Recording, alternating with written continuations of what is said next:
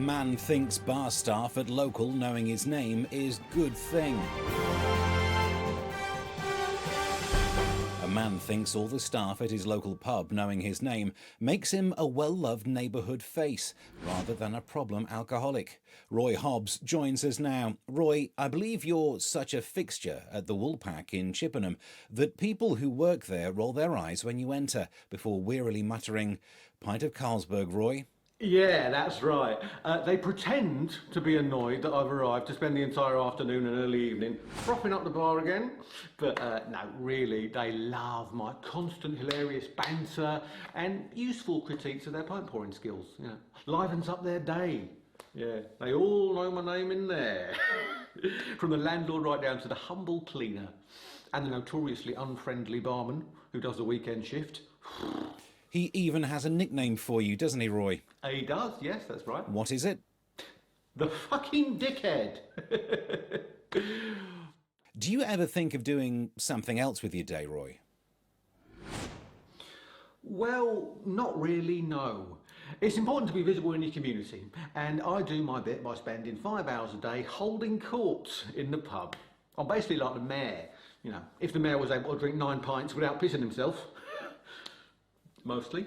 The barmaid at the Woolpack told us that another benefit of knowing your name is that it makes it easier to identify you to the police when they want you arrested for sexual harassment. That is another benefit, yeah. Thank you, Roy Hobbs. Next, woman's face collapses under the weight of her false eyelashes. Man trades 2-bedroom London flat for Huddersfield. A man has decided to sell his 2-bedroom London flat and buy Huddersfield.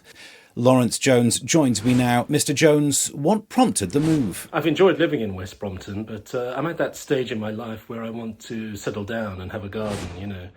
And Huddersfield came on the market, so I thought, why not? Well, let's bring in Roy Hobbs now, who's a local councillor and lifelong Huddersfield resident. Mr. Hobbs, thanks for coming on the programme. Do you have any concerns about the purchase of Huddersfield?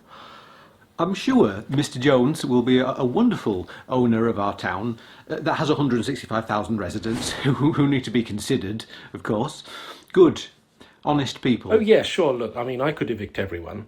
I'd give them 6 weeks' notice, naturally. But the idealist in me wants to preside over an authentic northern-themed town, you know, with cobblestones and cloth-cap boys delivering bread and housewives scrubbing their doorstep as a brass band plays in the town square, that sort of thing. I would respectfully suggest Mr. Jones visits our proud town of Huddersfield to gain an understanding of the very modern needs of the local look, sure. area. I mean, don't worry. I absolutely intend to do up Huddersfield. I wouldn't just move in as is.